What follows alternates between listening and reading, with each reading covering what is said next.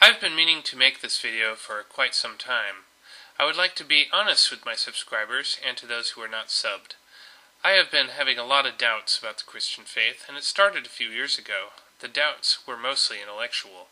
It started when I would regularly read my Bible for 15 minutes a day. But I have discovered some truly disturbing passages along the way. These are Bible passages that clearly indicate the Bible is a book written by man without receiving words from any deity.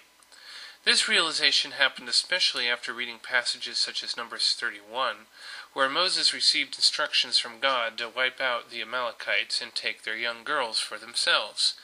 It does not take much thinking to realize that this could not have possibly come from a God. Nowadays, anyone who claims he have taken orders from God to kill people is deemed psychopathic. Another problem I have been having with the Bible is quite simple. It has conversational dialogue like what would you expect in works of fiction rather than historical narratives. Obviously, they didn't have tape recorders back then, but if there were conversations going on that were extremely important, was there an eavesdropper at work carefully listening to conversations and writing everything down very quickly? After researching the origins of the Bible stories, I realized that they are stories borrowed from earlier civilizations and often replaced with different characters. One might be tempted to think that evolution is a major factor in causing my doubts. On the contrary, it was fundamentalism in general, including, but not limited to, assertions that in order to be a Christian you must believe in a literal six-day creation and other beliefs contrary to reason and evidence. When encountering a Christian who accepts evolution, most fundamentalists point to New Testament Bible verses that seem to indicate that Jesus and his disciples believed in a literal creation. Ironically, this is the same thing that some atheists do to try to disprove Christianity. Some fundamentalists also think that people accept evolution because Satan is deceiving them, as if all the physical mountains of evidence we are finding is not there or has been planted by Satan. Ever since I was a kid, I have always loved science and accepted the age of the earth as billions of years old, but did not yet accept evolution. So I was basically an old earth creationist. Even then, the rest of my family were pretty much young earth creationists and assumed that that was mainstream science and that evolution was just a crazy fringe theory. But I have decided to become intellectually honest and do the research for myself. I have even gone to college, learned about evolution, and majored in zoology. I realize that evolution is indeed true and that creationist fundamentalists have been very intellectually dishonest. Some fundamentalists say that we just want to accept evolution because we don't want to be Christian. However, if I didn't want to be a Christian, I would actually hope that evolution is incompatible with Christianity. Arguments from authority don't work unless that authority has good reasons for their answers. Such reasons must be in the form of facts and evidence that can be seen. Keep in mind, I am a very visually oriented person. When a fundamentalist says he/she believes the earth is young because the Bible says so, without providing any physical evidence to back up that claim, I cannot accept it.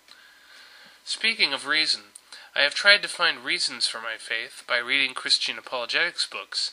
Many of these books have tried to rectify potential problems, such as apparent contradictions. Some have supported theistic evolution, which has helped me a bit.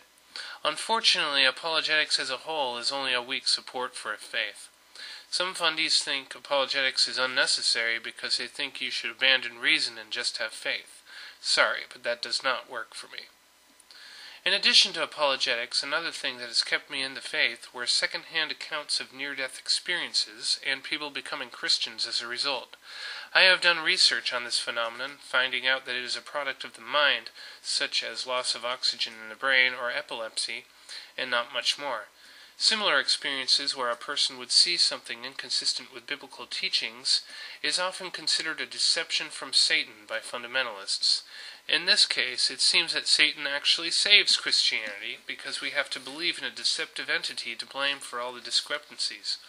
I could just as easily say there are unicorns on the moon, and if you don't believe that, goblins are deceiving you. Another thing that really bothers me is how political conservatism seems to be monopolizing Christianity. I don't understand why it seems that the religious right considers nature and the environment as an evil that must be dominated and destroyed. Doesn't this seem inconsistent with a belief in a God who creates beauty and wants to preserve life? I also think that the anthropocentric belief that everything in the universe was created for man is extremely arrogant. The universe is huge, and the vast majority of it is uninhabitable by man, and we own it all?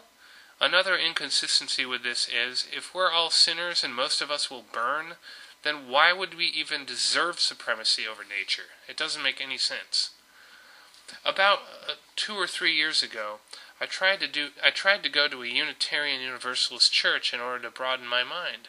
Unfortunately, my older sister saw me going there and picked me up and brought me to her church, which happened to be next door, because apparently my family discourages thinking outside our fundamentalist upbringing. I didn't want to argue because she had kids in the car. In her mind, she was saving me from barbecuing for eternity. And that is yet another thing that causes doubts. Later, I have been exploring the roots of Christianity. I have found no reason to believe that the fundamentalist Protestant denominations of Christianity are correct, especially considering the fact that the various Protestant denominations have been founded within the last 500 years. I have found that, if anything, it is the Eastern Orthodox Church that is the correct denomination, because it has gone through relatively little change in the last 2,000 years, as opposed to Catholicism and Protestantism. Unfortunately, in my research, I have found that the Orthodox Church to be yet another denomination with seemingly man-made traditions.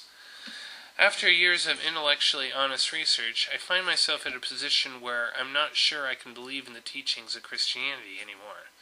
I have been considering deism and also been reflecting on Eastern philosophy, such as Taoism, and also Native American spirituality.